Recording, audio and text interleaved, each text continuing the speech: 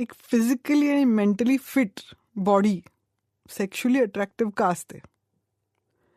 का असं वाटतं की जेव्हा बॉडी छान असते, मसल्स छान असतात, डोळे ब्राईट असतात, हा मस्त सेक्शुअली अट्रॅक्टिव्ह पर्सन आहे, असं का वाटतं? ऐकूया आजच्या पॉडकास्टमध्ये.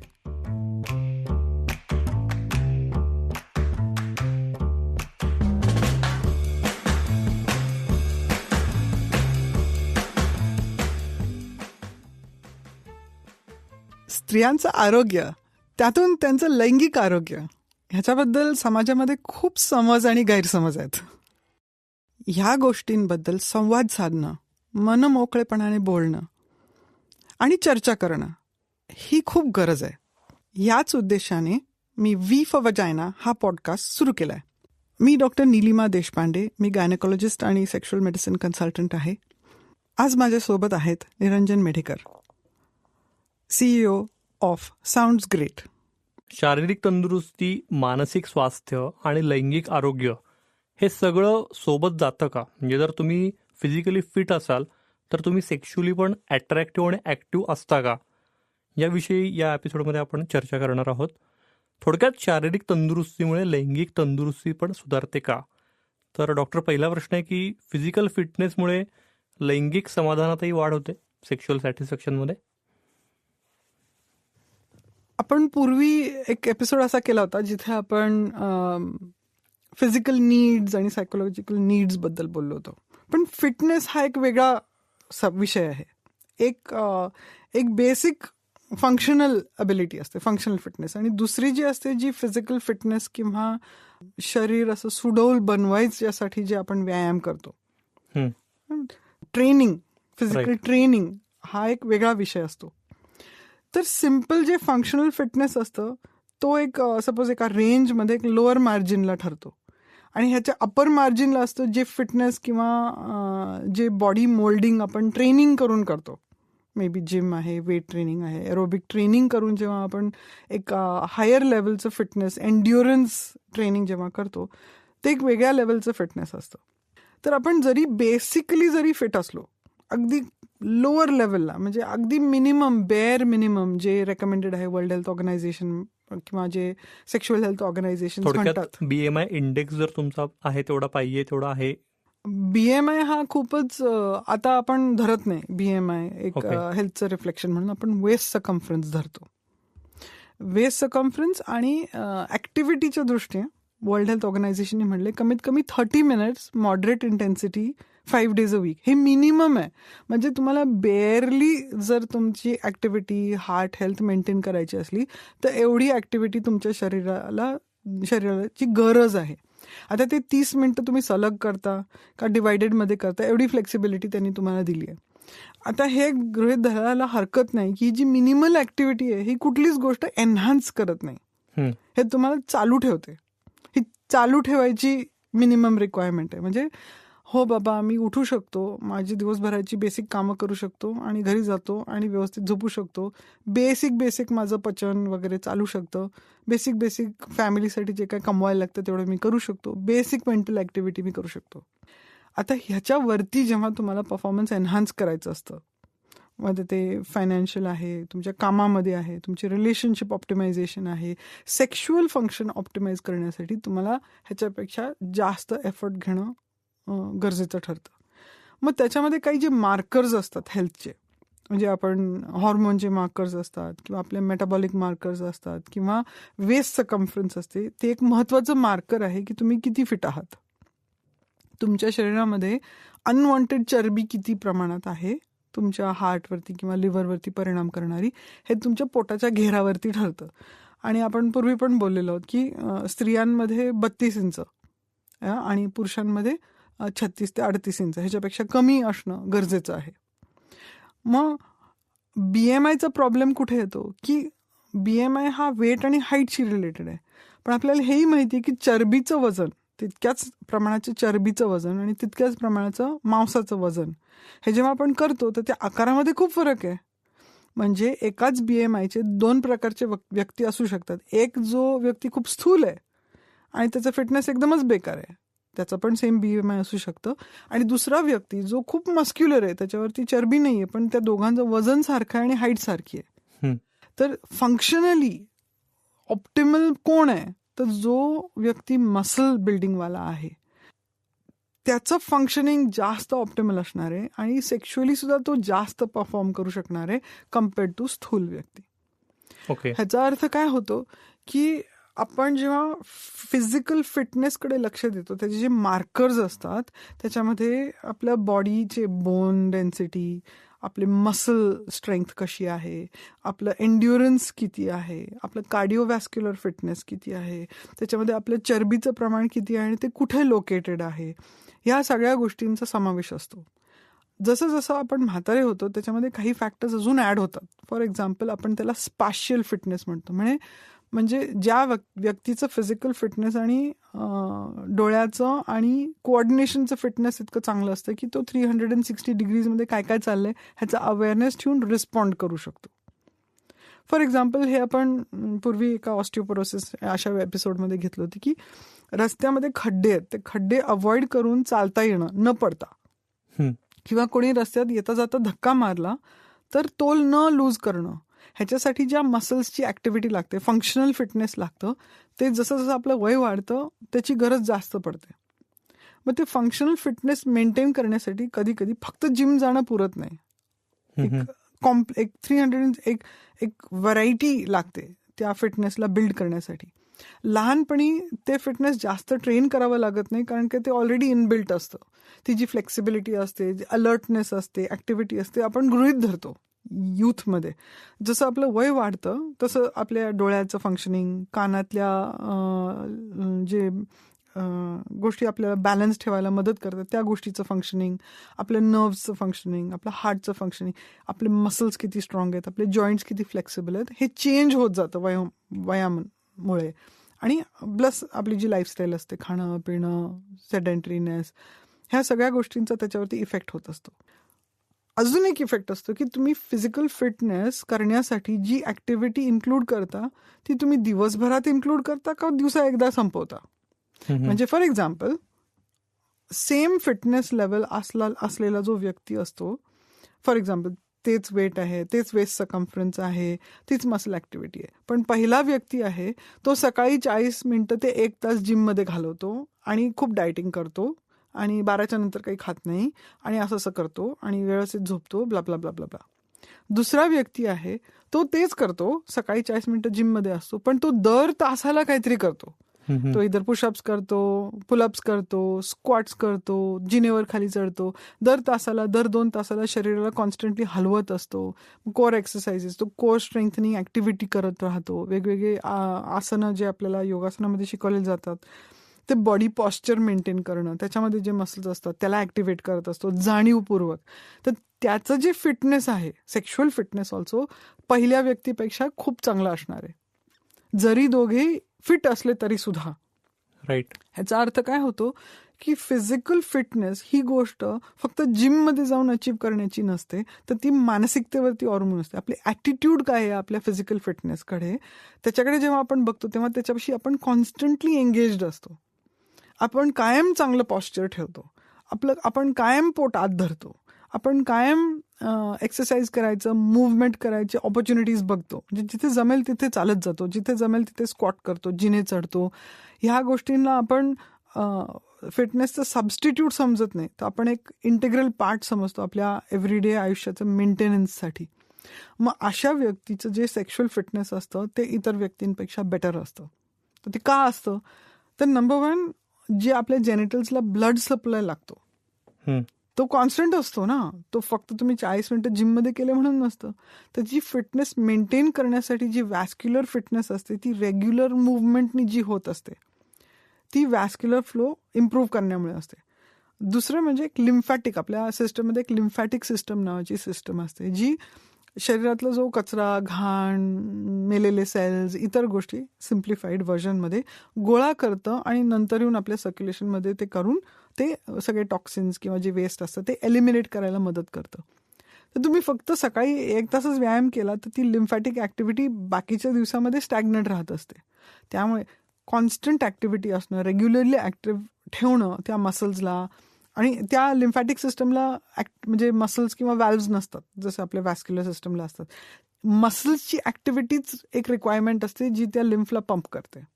त्यामुळे जेव्हा आपण दिवसभर ऍक्टिव्ह राहतो तर ही लिम्फॅटिक सिस्टम जेव्हा ऍक्टिव्हेट होते, कचरा गोळा करून डंप करते, काढून टाकते, तेव्हाही आपली जी व्हॅस्क्युलर सिस्टम असते सेक्शुअल ऑर्गन्सला जाणारी, ती जास्त एफिशियंट होते आणि चांगली होते. आणि व्हॅस्क्युलर एफिशियन्सी कशासाठी लागते तर नंबर 1 अराउझलसाठी लागते. म्हणजे पुरुषांमध्ये इरेक्शन येण्यासाठी आणि स्त्रियांमध्ये अराउझल फील करण्यासाठी, वजायनल लुब्रिकेशनसाठी, क्लिटरल सेन्सिटिव्हिटीसाठी, ब्रेस्ट निपल सेन्सिटिव्हिटीसाठी आणि बाकीचे जे सेन्सेस असतात त्याच्या अवेअरनेस वाढवण्यासाठी सुद्धा व्हॅस्क्युलर सप्लाय सगळ्यात महत्त्वाचा ठरतो.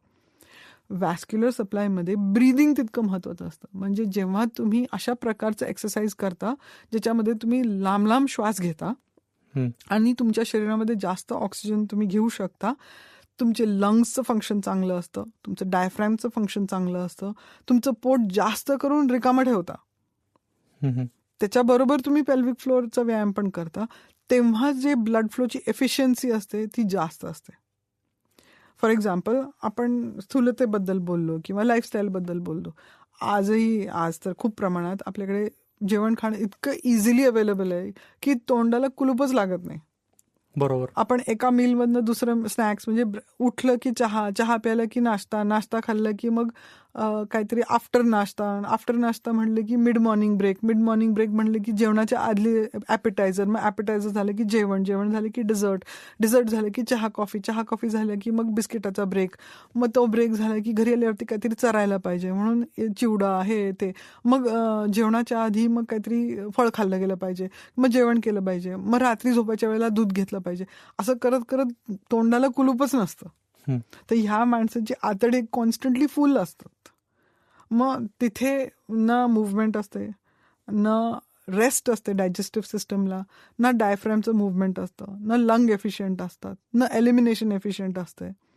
तर ह्या सगळ्या गोष्टींमुळे ती जी व्हॅस्क्युलर हेल्थ तुमच्या सेक्शुअल ऑर्गन्ससाठी लागते ती तुम्हाला एफिशियंटली मिळत नाही. खूपच सगळे मुद्दे अडून घेतलेत तुम्ही या उत्तरात. आता थोडं असं सांगू शकाल की कुठले नेमके एक्सरसाइजेस, व्यायाम प्रकार ह्या असे आहेत की ज्यांनी लैंगिक आरोग्य सुधारू शकतं?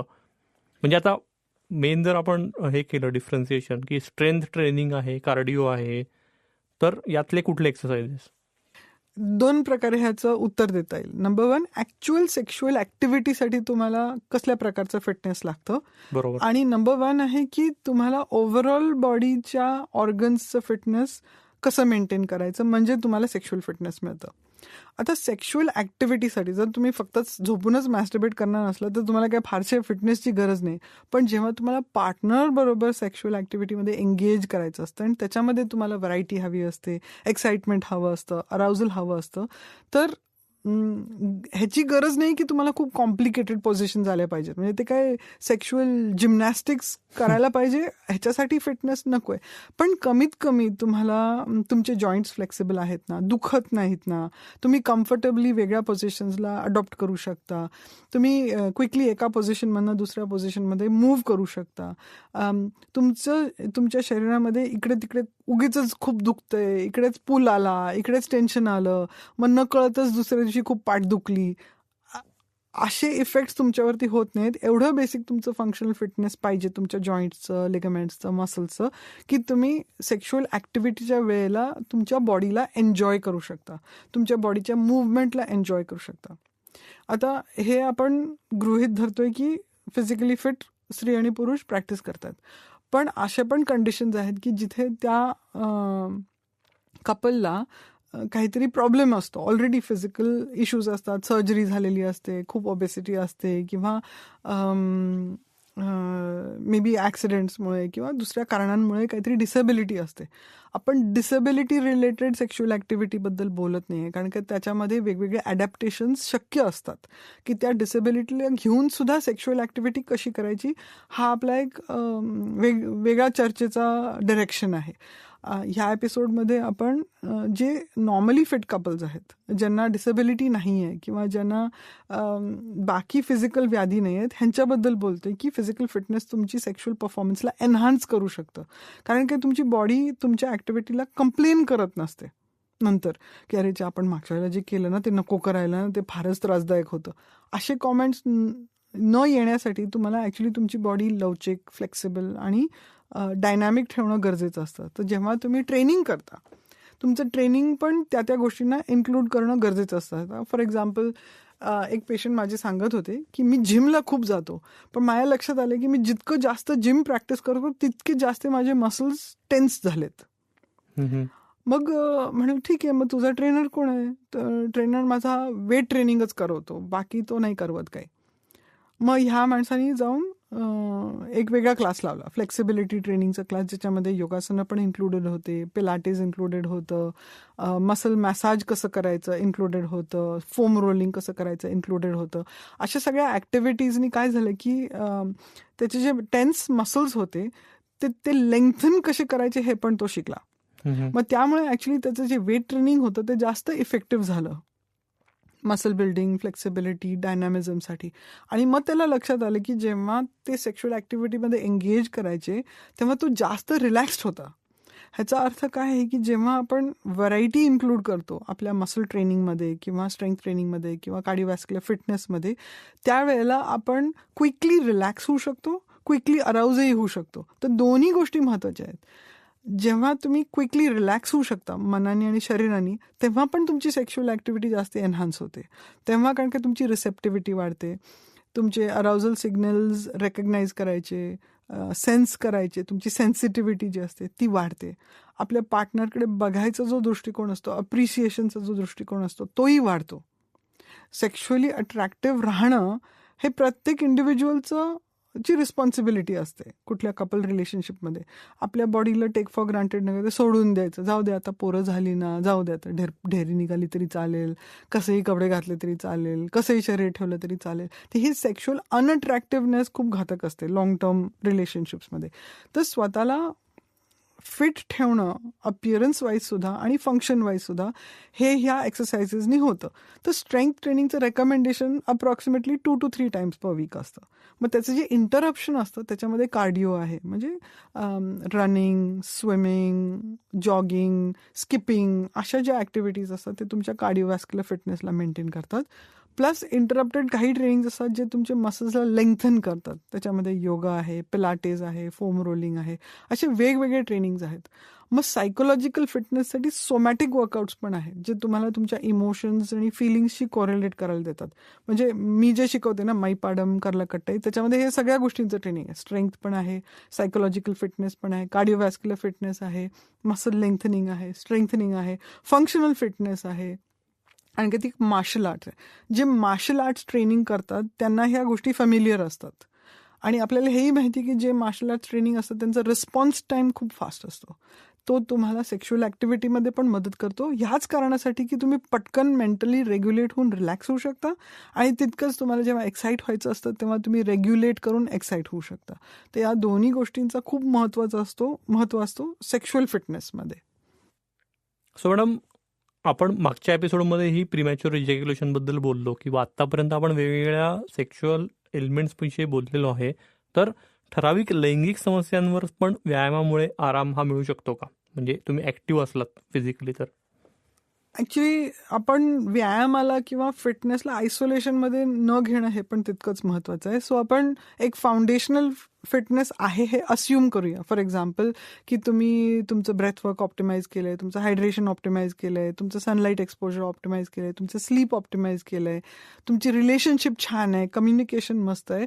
मग जेव्हा तुम्ही त्याच्यामध्ये एक्सरसाइज, मुवमेंट एनहान्स करता, इम्प्रूव्ह करता, तर स्पेसिफिक डिस्फंक्शनसाठी त्याचा उपयोग होऊ शकतो. ॲक्च्युली मी असं म्हणेन की हे जर फाउंडेशनल नीड्स आपण ची काळजी घेतली या नीडची, तर सेक्शुअल डिस्फंक्शन व्हायची शक्यता कमीच असते.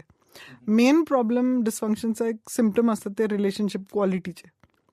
पण मग सपोज आपण बघितलं की प्रीमॅच्युअर इजॅक्युलेशनसाठी आपल्याला काही एक्सरसाइजेस करायचे आहेत, तर पेल्विक फ्लोअर हेल्थ ही फक्त प्रीमॅच्युअर इजॅक्युलेशनसाठी नाही तर इरेक्टाईल डिस्फंक्शनसाठी पण महत्त्वाची ठरते.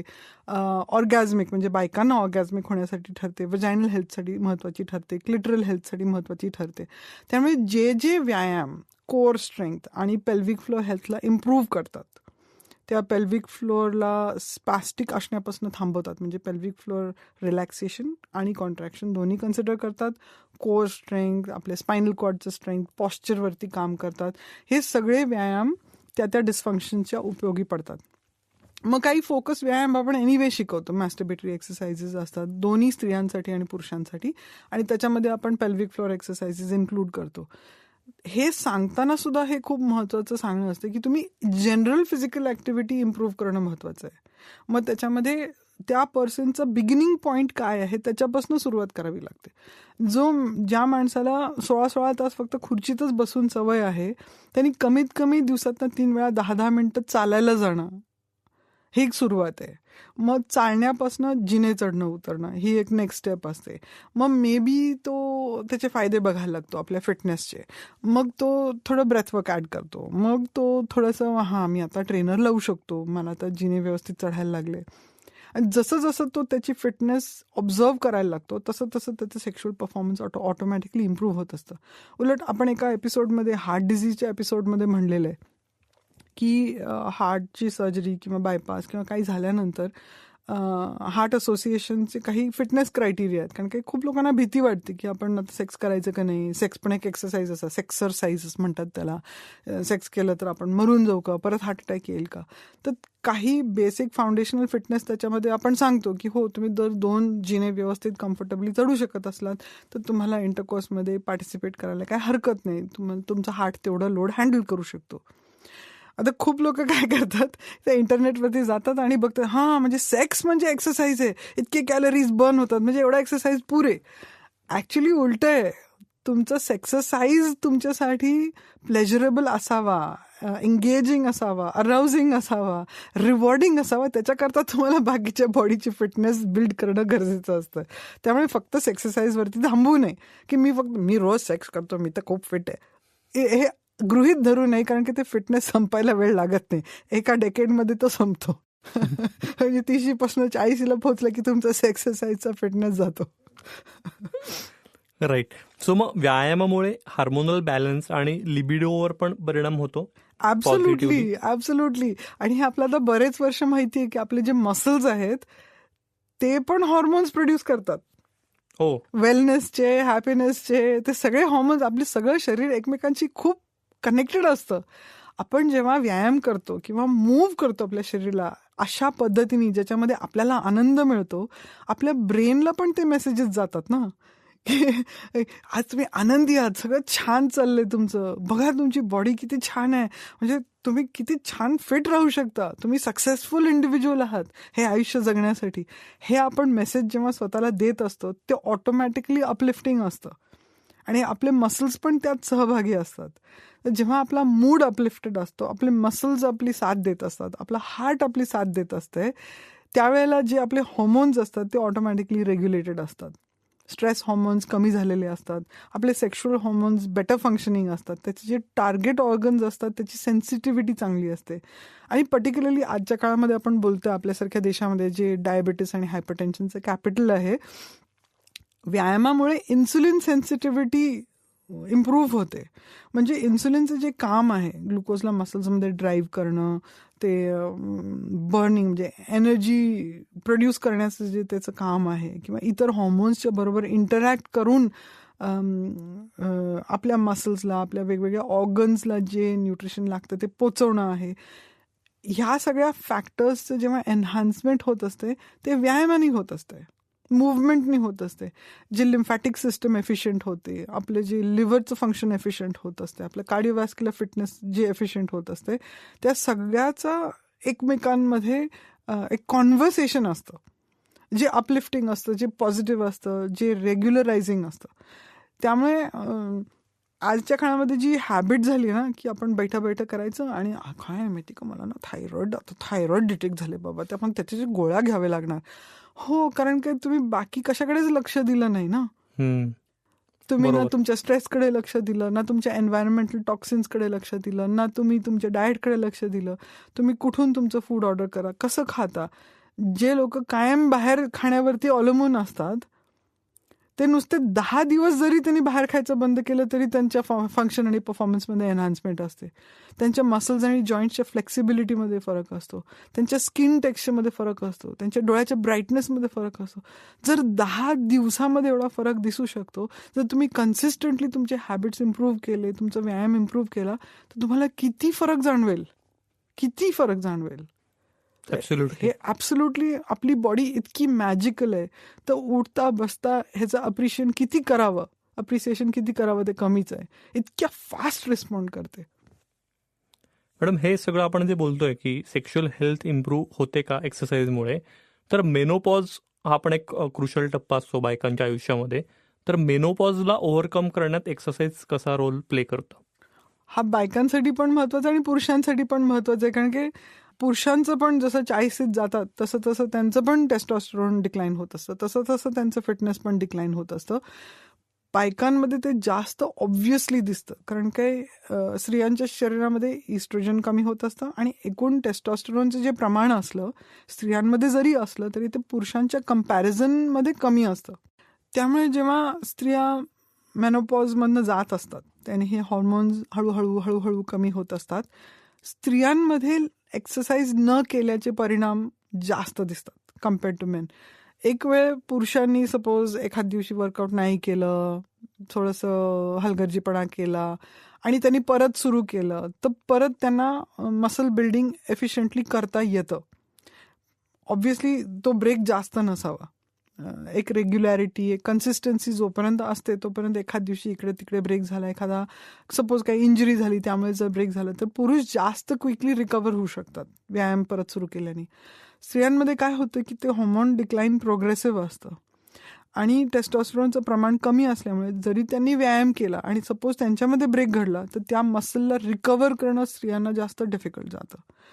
त्यामुळे व्यायाम करणं हे आणि आज आपल्याला खूप वेगवेगळ्या रिसर्चमधनं माहिती आहे की आपले जो मसल मास आहे तो आपल्या मेंटल हेल्थसाठी, आपल्या हार्ट हेल्थसाठी, आपल्या ओव्हरऑल लॉन्जेव्हिटीसाठी खूप महत्त्वाचं असतं. आणि हे एका गोष्टीवरनं आपण रिफ्लेक्ट करू शकतो. सपोज आपण 80 वर्षाचे आहोत, आपल्याला कसल्या प्रकारचं 80 वर्षाचं व्हायचं आहे? एक फिट, फंक्शनली फिट जो स्वतःचे कपडे बदलू शकतो. शेवटी फंक्शनल फिटनेस म्हणजे काय? स्वतःची नंबर 1 स्वतःच्या शरीराची स्वतः काळजी घेता आली पाहिजे.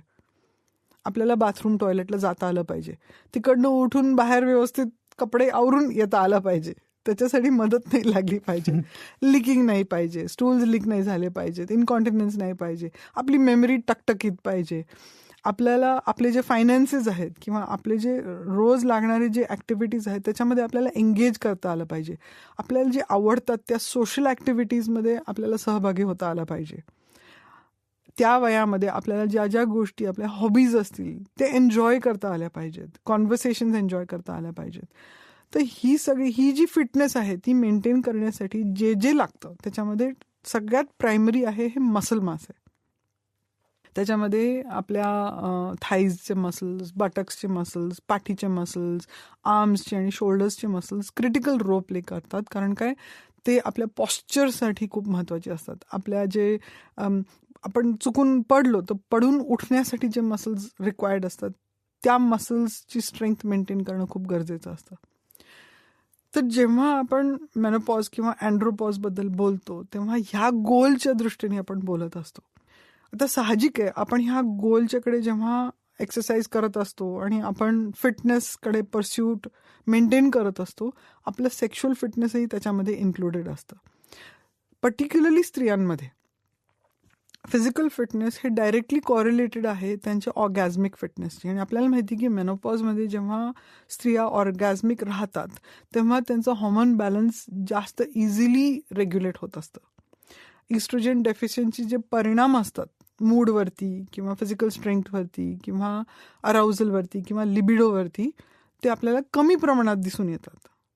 ऑर्गॅझमला जरी वेळ लागला तरी तो इझिली मेंटेन होऊ शकतो, कारण काय क्लिटरल ब्लड फ्लो मेंटेन होतो. क्लिटरसचा जो ब्लड फ्लो असतो तो एक्सरसाइजमुळे जास्त एफिशियंटली मेंटेन होऊ शकतो. जरी अशा स्त्रियांना वजायनल इस्ट्रोजन लागलं किंवा इतर काही मदत लागली तरी सुद्धा ज्या स्त्रिया एक्सरसाइज करतात किंवा muscle building strength building exercise करतात, कार्डिओवॅस्क्युलर फिटनेस मेंटेन करतात, फ्लेक्सिबिलिटी एक्सरसाइजेस करतात, त्यांच्यामध्ये सेक्शुअल फिटनेस आणि एन्जॉयमेंट जास्त प्रमाणात मेंटेन होऊ शकते, अगदी ओल्ड एजपर्यंत सुद्धा. तसंच पुरुषांमध्ये जेव्हा ते स्ट्रेंथ ट्रेनिंग व्यायाम करतात तेव्हा जे त्यांचे टेस्टोस्टेरोन लेवल्स असतात ते जास्त एफिशियंटली मेंटेन होतात. आपल्याला एक मेटाबॉलिक सिंड्रोम म्हणून एक प्रक्रिया आहे जी आपल्याला इंडियामध्ये जास्त करून दिसते दोन्ही स्त्रियांमध्ये आणि पुरुषांमध्ये. त्याचं कॉम्प्लेक्स असे डायबेटिस, हायपरटेन्शन, ओबेसिटी आणि पुढे जाऊन ह्याचंच अल्झायमर्स किंवा डिमेन्शिया, ऑस्टिओपोरोसिस अशा गोष्टींमध्ये दिसतं. का तर डायबेटिस, हायपरटेन्शन, ओबेसिटी रिलेटेड जे हॉर्मोन डिस्फंक्शन असतं त्याच्यामध्ये थायरॉइड डिस्फंक्शन पण इन्क्लुडेड आहे, टेस्टोस्टेरोन डेफिशियन्सी इन्क्लुडेड आहे, मसल लॉस इन्क्लुडेड आहे. तर ह्या गोष्टींमुळे जे हॉर्मोन डिस्फंक्शन आपल्याला दिसतं ह्यांच्यामध्ये त्याचा इम्पॅक्ट तुमच्या सेक्शुअल फंक्शनवरती होतो. कारण की वॅस्क्युलॅरिटीवरती, हार्ट हेल्थवरती याचा परिणाम डायरेक्टली होत असतो, लिव्हर फंक्शनवरती डायरेक्टली होत असतो. तर आपल्या इंटरनल ऑर्गन्सचं जेव्हा आपण फिटनेस मेंटेन करण्यासाठी फिट राहायला बघतो त्यावेळेला ऑटोमॅटिकली आपलं सेक्शुअल फंक्शन इम्प्रूव्ह होतं. तुमच्या फिजिकल फिटनेसचा आणि मेंटल फिटनेसचा डायरेक्टली तुमच्या रिलेशनशिप फिटनेसवरती पण परिणाम होतो, सेक्शुअल अट्रॅक्शनवरती होतो. तुम्ही तुमच्या कॉन्फ्लिक्टमध्ये तुम्ही मेंटली किती काम राहता हे तुमच्या फिजिकल फिटनेसशी पण कोरिलेटेड असतं. तुम्ही जितके फिजिकली फिट असतात तितके तुम्ही कमी चिडचिडे होता. तुम्ही ज्या दिवशी व्यायाम करत नाही त्या दिवशी तुमचा चिडचिडेपणा वाढलेला असतो, तुमचा टॉलरन्स कमी असतो. हे लक्षात घेणारे खूप लोक आहेत. खूप लोकांना म्हणते आज ना माझं आज व्यायाम चुकला, आज माझ्याशी पंगा घेऊ नको असे म्हणणारे खूप लोक आहेत. तर हे ॲप्लिकेबल स्त्रियांमध्ये तर आहेच, पुरुषांना पण लागू आहे. स्त्रियांमध्ये हॉर्मोन कमी व्हायचं जे प्रमाण आहे किंवा रेट आहे तो मेनोपॉज नंतर ॲक्सेलरेट असतो. त्यामुळे त्यांनी त्यांच्या मेनोपॉज स्पेशलिस्टचं, गायनेकॉलॉजिस्टचं गायडन्स पण घ्यावं ह्याबद्दल. ज्या स्त्रिया muscle building, strength building exercises करतात त्यांची हॉर्मोन बॅलन्स ठेवायची जी एफिशियन्सी असते, मेंटल हेल्थ मेंटेन करायची जी एफिशियन्सी असते ती मच बेटर असते कम्पेअर्ड टू ज्या स्त्रिया व्यायाम करत नाहीत. हो मॅडम, खूपच महत्त्वाच्या मुद्द्यांवर डिस्कशन झालं या एपिसोडमध्ये आणि हा खूप आपल्याकडे तरी निग्लेक्टेड आहे. कारण व्यायाम हा फक्त बाबा काय म्हणतात त्याला की अट्रॅक्टिव्ह दिसायलाच करायचा असतो का, किंवा ठराविक लोकच करतात, सगळ्यांनी करण्याची गरज नाही. की जेव्हा ॲक्टर्स आहेत किंवा ज्यांना काहीतरी परफॉर्म करायचं त्यांनीच ते सिरियसली घेण्याची गोष्ट आहे. बाकीच्यांना डे टू डे लाईफमध्ये काय माझं सगळी कामं होतात त्यामुळे मी काही नाही केलं तरी चालेल, हा दृष्टिकोन खूप अत्यंत चुकीचा आहे. आणि त्याचे परिणाम हे 40पासूनच दिसायला लागतात. मग ते सुरुवात एका बीपीच्या गोळीनी होते, मग डायबिटीस होतो आणि मग तुम्ही म्हणलात तसं ते वाढतच जातं. तर हे सगळं टाळणं खरंच आपल्या हातात आहे. कारण तुम्ही म्हणलं तसं आपली बॉडी ही खरंच खूप मॅजिकल आहे आणि आपण तिला जसं ट्रेन करू तशी ती होणार आहे. सो या सगळ्या गोष्टींचा आपण खरंच सिरियसली विचार करू जर आपण अजून व्यायाम सुरू केला नसेल तर. सगळ्या लिस्नर्सने अपील आहे की तुम्ही सिरियसली घ्या व्यायाम, आहार, निद्रा. हे पण एक डिस्क्लेमर आहे की जर तुम्ही खूप वर्ष व्यायाम केलेला नसलात किंवा तुमचं फिटनेस म्हणजे तुम्हाला माहिती नसलं तुमचं फिटनेस काय, तर तुम्ही तुमच्या डॉक्टरांशी चा सल्ला घेऊनच एक नवीन प्रोग्राम कधीही सुरू करावा. कम्प्लीट चेकअप केल्याशिवाय किंवा गायडन्स घेतल्याशिवाय परस्पर नवीन व्यायाम सुरू करू नये. परफेक्ट. भेटूया पुढच्या एपिसोडमध्ये अशाच आणखी एखाद्या महत्त्वाच्या इंटरेस्टिंग विषयावर गप्पा मारायला. आणि माझं सगळ्या लिस्नर्सने अपील आहे की तुम्ही जर अजून वी फॉर वजायना हा आपला चॅनल सबस्क्राईब केला नसेल यूट्यूबला तर नक्की करा. आणि तुमच्या सगळ्यांचा रिस्पॉन्स आणि फीडबॅक खूप छान आहे, त्याच्यामुळे त्याच्या कमेंट्सही तुम्ही देत जा. तुम्हाला हा एपिसोड कसा वाटला आम्हाला नक्की कळवा. तसंच आणखी कुठल्या महत्त्वाच्या विषयांवर आम्ही बोलायला पाहिजे तेही नक्की सांगा. ऐकत रहा we for vagina podcast. Disclaimer.